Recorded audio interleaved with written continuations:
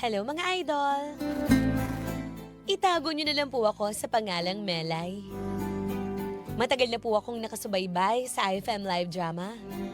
At ngayon lang po ako na maglalakas loob na ibahagi yung kwento ko. Malaki yung stress na naidulot sa akin ng asawa ko na si Leo mga idol. Bukod sa lasinggero ito, ubod pa ng sinungaling. Ang hirap talagang maikasal sa lalaking hindi pa matured mga idol, ano? Asa sa nanay, palabarkada. Kaya pakiramdam ko, maaga akong kukunin ni Lord kapag nagtagal pa ang pagsasama namin ng asawa ko. Dahil sa puntong ito mga idol, gustong gusto ko na siyang iwanan eh. Pero hindi ko magawa dahil mahal na mahal siya ng mga anak ko. Maraming salamat po sa pagtanggap ng kwento ko mga idol. Muli ito po si Melay. And I thank you.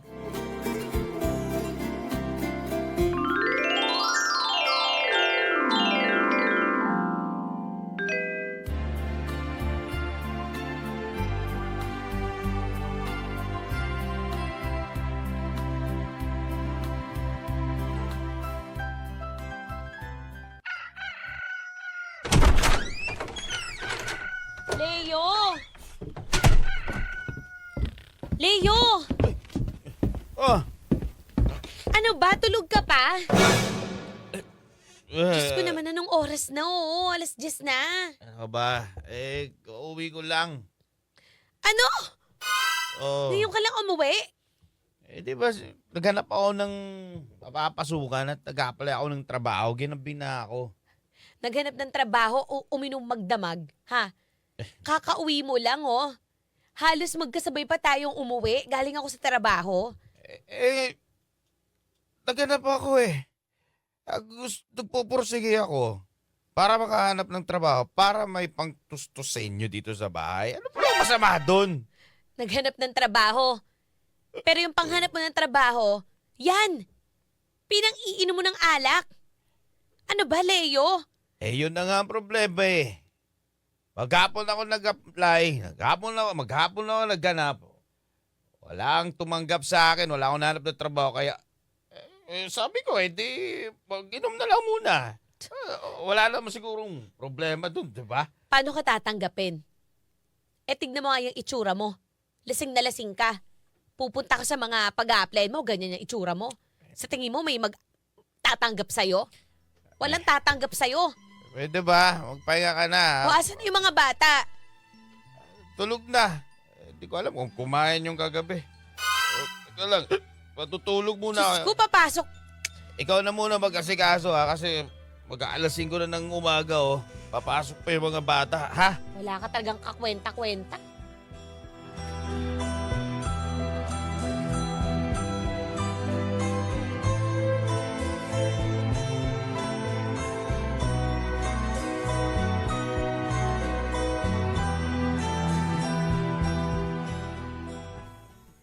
Dami pang hugasin dito. Di mo lang tinutulungan dito sa bahay na to. Lahat na lang, ako na lang kumikilos. Kakapwisit naman. Ano ba yung binubulog-bulog mo dyan, ha? Melay? Ha? Wala po, ma. Dami lang kasi mga pinakainan dito, hindi pa nahugasan.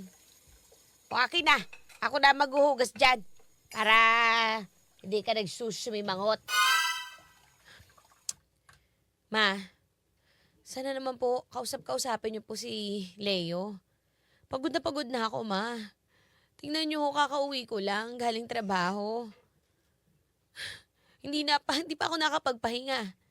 Yung mga bata, kakahatid ko lang sa eskwelahan nila. Si Leo wala pang trabaho. Tingnan mo, nakahiga lang dyan, ma. Kausapin niyo naman, ho. Pagod na rin naman ako, eh. Konting unawa lang naman, Melay. Siyempre, wala eh. Hindi naman agad-agad makapagtrabaho ka eh. Papasalamat ka, may trabaho ka ngayon eh. Yung anak ko, wala. Konting pag-intindi muna. Ganun naman, dati naman si Leo naman nagtatrabaho, ikaw nga wala. Ganun talaga ang buhay mag-asawa. Hindi yung konting nagdadabog ka rito sa bahay. Diyos ko, hiyang-hiya naman ako sa'yo ha. Sana naman, wag mo na may paramdam sa amin yan rito. Na ikaw ang nagpapalamon sa amin. Wala naman ako sinabing ganun, Ma. Ganyan yung ginagawa mo nagdadabog ka ng pinggan Sige na ho. Tutulog na lang ho ako.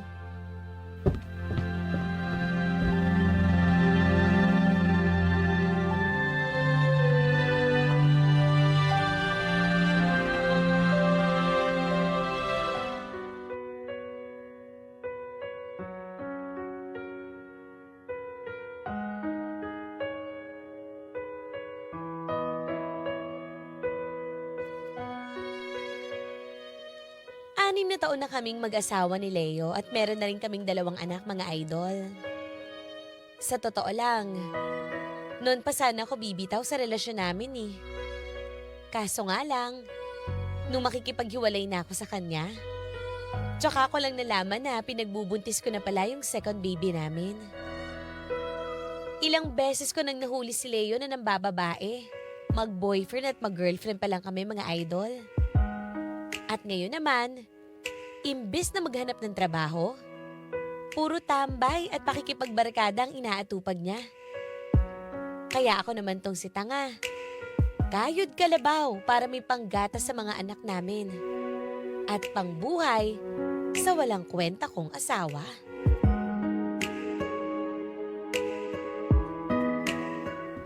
Ay, Melay. Ano? Alis muna ako Aba, bis na bis ka. Saan ka na naman pupunta? Siyempre. Maghanap ako ng trabaho at nag-chat sa akin yung tropa ko. Meron daw bakante doon sa tracking. So, magandang pagkakataon yan para makahanap ng trabaho. Okay na ba to? Ang damit ko, ha? Parang hindi mo pa yata pinalansya tong polo ko eh. Nakakaya doon sa tropa ko. Gusot-gusot naman to. Wow, ang ganda naman ng bihis mo para sa inuman nyo. Ha? Anong inuman naman pinagsasabi mo? Ayan oh, kita ko yung group chat nyo. Nag-aaya na naman tong barkada mo makapag-inuman. Sigurado ko mamaya andyan ka na. Palusot mo lang yung tracking na yan. Teka lang may nabasa ka ba na pumapayag ako at pupunta ako doon sa inuman? May Kahit nabasa wala ka? kang reply dyan. Ha? Kahit di ka na nag-reply, kahit wala, alam ko. Susunduin ka pa ng mga yan. Ganyan yung mga barkada mo eh. Masyado kang nag-iisip ng kung ano-ano. Tamang hinala ka na naman. Tamang hinala. Yung mga barkada mo, puro ganyan yung mga yan. Asan ba yung mga barkada mo? Ano bang ginagawa din yan sa buhay? Di ba magkakatulad lang kayo? Walang mga trabaho, pero may panggaso sa inuman. Teka, buti pa nga itong tropa ko eh. Pagkasama ko, naibsan yung problema ko eh.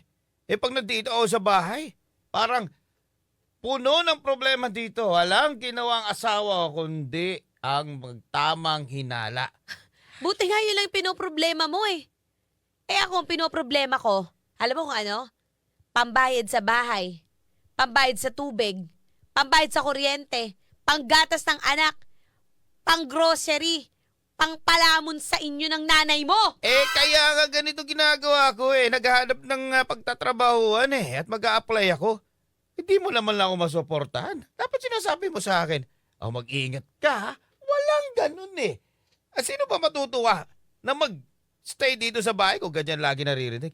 Siya, sinisira mo yung umaga ko, ang araw ko. Kapunta na nga sa tropa ko.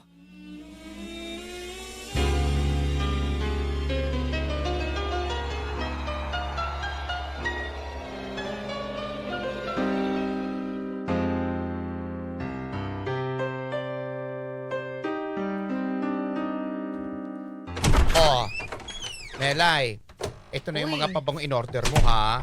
Uy, isa lang order ko, ba't dalawa to? Pasensya na. Okay na yan.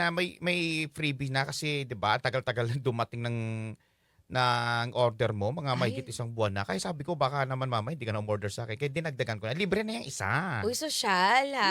May Yes. budget.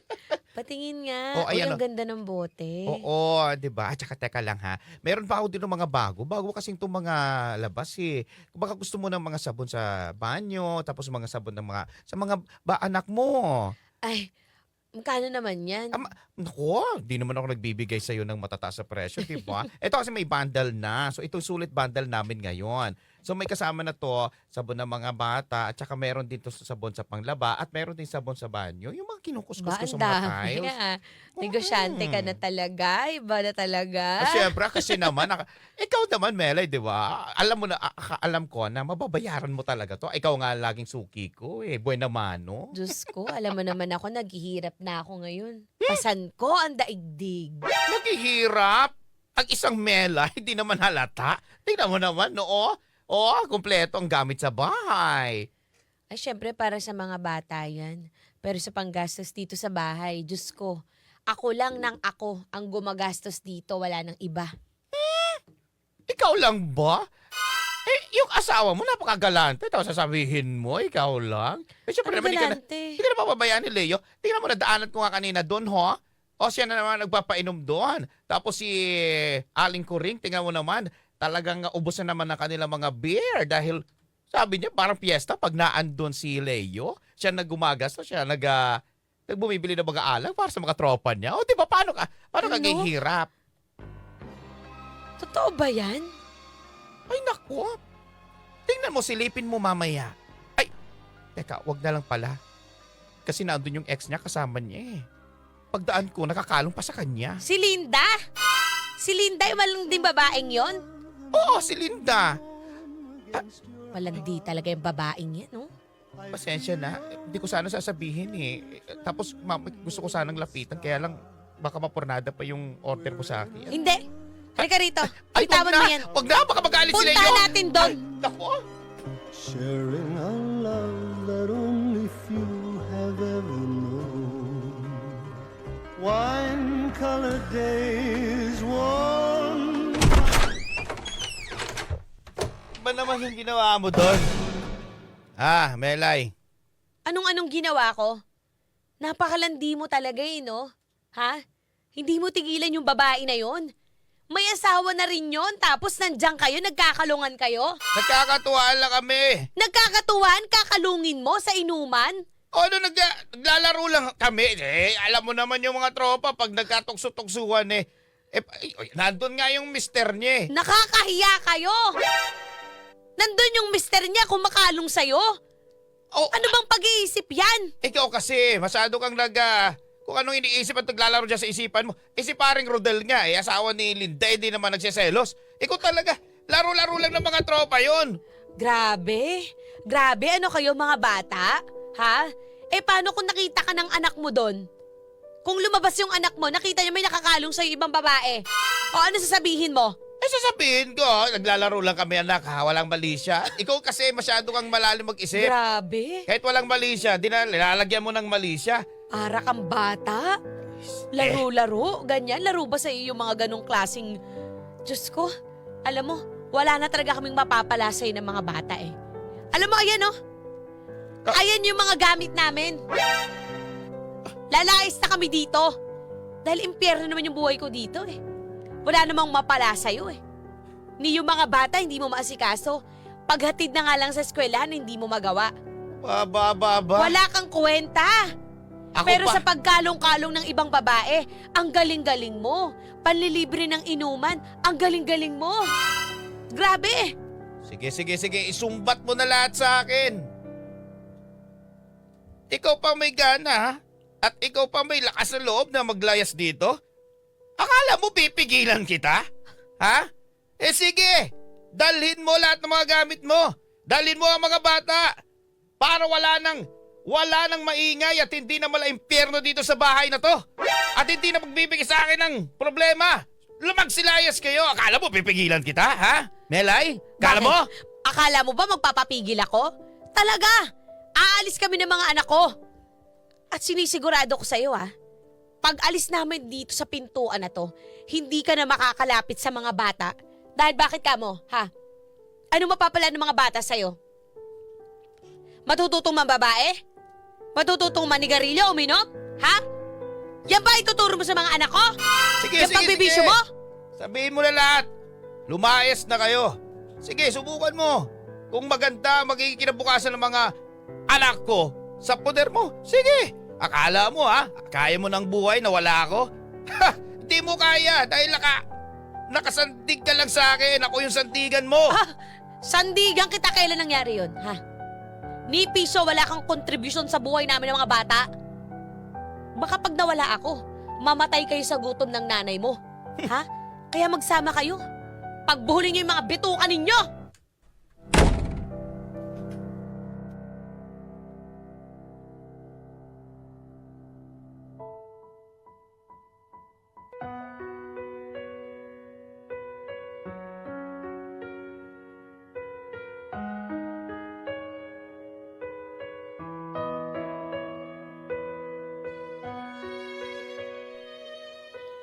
Sa puntong yon, punong-puno na ako mga idol. Bigla ako nagising sa mga katangahan ko. Sa pagpupumalit ipagsiksikan yung buhay ko sa impyernong hatid sa akin ng asawa ko.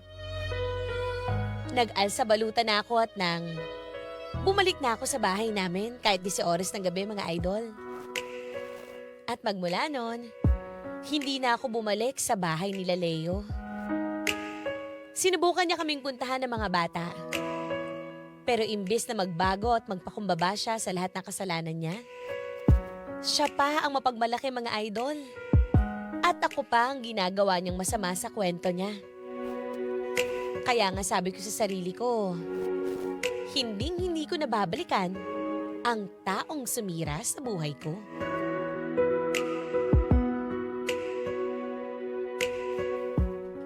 Sige. Melay salamat, alis na ako. At kung may problema kayo, may kailangan kayong utos, tawagan nyo lang ako or i-chat ako ha. Sige. Salamat talaga boy ha sa laging pag-assist. Walang problema, ikaw pa. Inaalis na ako. Sige. Tay, nakita mo ba kung gaano kabait yung taong yun? Kilala ko yan si Buboy. Nga pala anak. Pumunta kasi dito si Leo. Tay, ilang beses ba nating pag-uusapan ayokong kunin niya yung mga bata. Sa tuwing wala ka kasi dito, pasensya ka na ha. Nakita ko kasi ang reaksyon ng mga apo ko nung nakita yung tatay niya. Tatay nila tuwang-tuwa. Ako siyempre natutuwa din ako kapag nakikita nila yung tatay niya. Pagbalibalik na rin mo rin ang mundo, anak. Tatay pa rin ang mga anak mo yun. Pero tay, ayoko nang magkaroon siya ng puwang sa buhay namin ng mga bata Hanggang ngayon hindi ko pa rin siya napapatawad, tay. Masakit pa rin yung ginawa niya sa amin. Hindi pa nga humihingi ng tawad sa akin yung taong yan Tapos ngayon maglalakas loob kunin yung mga bata. Nakakala mo napakabait na tatay. Ang huling usap namin, hindi naman niya kukunin yung mga bata. Ihiramin nga lang daw niya. Pero kako, ayoko naman na maghimasok sa inyong dalawang mag-asawa. Sabi ko na lang sa kanya, kakausapin kita. Nasa sayo naman yun, anak. Pero sa akin lang, wag mo naman sanang ipagkait yung kanyang kaligayahan at kaligayahan ng mga apo ko. Anak-anak ninyo. Di bale, tay. Pag-iisipan ko, pero sa ngayon ayoko talagang lumapit siya sa mga anak ko. Hindi pa ako handa, tay. Kaya sana, pagbalik niya, huwag niyo ibigay mga bata. Sige. Kung yun yung desisyon mo, sino ba naman ako para hindi kita sundin?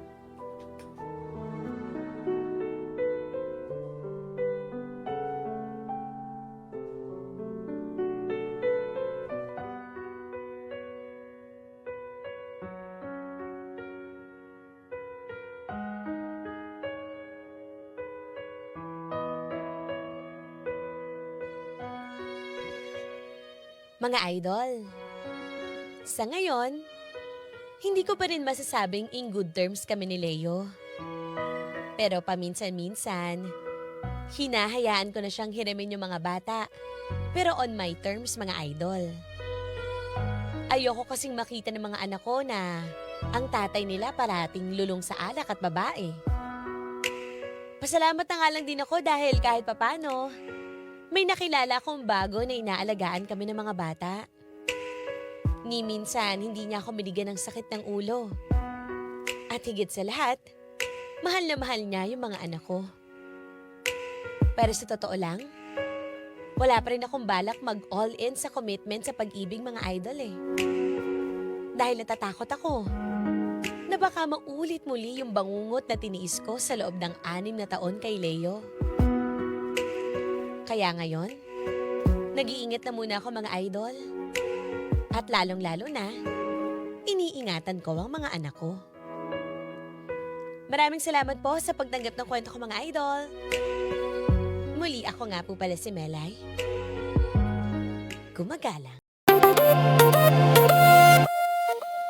Mga idol, may kwento ka bang gustong ilabas sa yaman o sakit? May handang makinig. I-chat mo lang kami sa Facebook page 93.9 IFM Manila para bigyang buhay dito sa IFM. Dahil ang kwento ng idol, maririnig ko na yarn. Hindi lang sa radyo. Ang IFM live drama ay nasa Spotify na rin. Available din sa YouTube at Facebook. Grabe naman yun! Dami makarelate dyan sa mga idol natin na ikaw ba ay makakatagal sa ganong sitwasyon na walang ginawa ang magulang niyo, magbangayan? Hindi! Di ba? O di kayo naman, kayo'y mag-asawa, nakakatagal ba kayo na may nakikita ng mga anak ninyo at ng mga magulang ninyo na ganyan kayo? Hindi! Ang hirap nung ganun, Daddy Dong, lalo na sa part ng babae. Kung ilang beses ka ng pinatawad, tas ginagawa mo pa rin ang ginagawa sa kanya yung mga sinasabi niya na huwag mong gawin, wala nang respeto sa asawa eh. Alam mo yun, di ba? Parang pag paulit-ulit na yung pagsisinungaling, paulit-ulit na yung paggawa ng masama, it's time for you to think na tama pa ba to? Kasi grabe, kung hindi pa siya nagpapakita na magbabago siya right in this moment, di wag muna, hayaan mo na lang siya na maging ganun yung ugali niya, di ba? Buti na lang, ganun ang ginawa ni Melay. Nilayo niya yung mga anak niya. Diba? Yes. Pinaparealize ni Melay na kaya niya. Na kahit wala yung asawa niya, walang suporta yung asawa niya, kaya niya tunay na babae, tunay na may paninindigan. Yes, kaya niya yung sarili niya. Oo, na hindi aapakan yung dignidad mo, hindi aapakan yung pagkatao mo ng isang tao na talagang ipakita mo sa kanya na firm ka. Na kahit wala ka sa poder ko, wala ka sa aking buhay, kaya ko nga palakihin, alagaan ang mga anak natin. Dapat maging matatag tayo. Yes, ganoon naman talaga mga idol eh. 'Di ba? Para stand firm on your decision na kaya mo yung sarili mo. Kasi kung hindi pa niya kaya magbago at this point, hayaan mo siya. Siguro sooner or later, pagka natauhan yan o nauntog yan, siguro may chance pang magbago yung tao. Kasi hindi naman natin sinasabi na hindi na magbabago yung isang tao eh. Posible. Pero not now. Ginagawa kasi niya, yung mga ganyang klaseng tao, ginagawa niya, pinapakita niya kasi na akala niya na hindi kaya ng babae. Diba? Na iwanan siya. Yes, nakala mo siya talaga ang hari ng tondo. Oo, di may mga ganun may mga lalaki. Hindi mo naman ako kayang iwan Oo Kaya, nga. parang may tawag dun yung parang inaabuso. Minamanipulate ka niya Oo. Isa siyang talagang hari ng narcissist. Oo, ayan. Kapag nakita ng isang lalaki, habol sige, na habol sa akin habol. to. Kahit hindi ko babaguhin ng sarili ko kahit kaya mo naman. Yes. 'Di ba? Kasi kahit babaero ko, lasinggero ko, Oo. sinungaling ako, bumabalik ka pa rin. At saka hindi yung pwedeng sabihin natin na, hindi, nakilala mo kung lasinggero na Hindi ganoon, hindi Oo. valid yun Sa'yo ba? Hindi Pag- valid yun Hindi no? talaga valid Oo. yun. Ibig Diba? sabihin lang yan, hindi mo ako ganun kamahal para i-change yung ways mo Oo. na mali. Hindi naman Diba? totally na baguhin mo. Pero sana naman wag mong ipakita sa harap ng pamilya mo. Yes. Diba? Halimbawa, yung pakikipag-inuman sa ex, yung makikipag-inuman kung kanina. Di ba kinalong pa yung Kinalong ex, mo. naglalaro daw? Diba? Yung totoo. Hindi mo sabihin na, kakilala mo na, hindi ganon. Mas binavalidate mo yung sinungaling nga, diba? Yes. Kung binavalidate mo yung sarili mo, hindi mo pinapakinggan yung asawa mo, dapat yun ang importante. Dapat na may communication kayong dalawa, nagkakasundo kayo. Correct ka dyan, Diba? Daddy Dong. Kaya, Melay, no? Tama po ang ginawa mo. Yan, nakasuporta kami ni Daddy Dong sa'yo. At kung di ka pa talaga ready na humarap ulit sa panibagong pag-ibig, it's up to you. Hindi mo kailangan madiliin yung mga ganyang bagay. Kasi commitment na yan eh, mahirap na rin yan, 'di ba? Kaya right now, focus on your children. Kasi mas mainam na ganun eh. Mas mainam na mag-focus ka muna sa sarili mo kaysa humanap ka na naman ng lalaki na sasaktan ka na naman, di ba? Isip ko, hindi na mag-aasawa yan si Melay. Baka jowa-jowa na lang yan. Baka mag-focus na yan kasi baka mamaya, maranasan ko na Yan naman naman. yung ganyang asawa dati. Di ba, may magandang tao. Correct. Tama Ayan. ka dyan, Daddy Dong.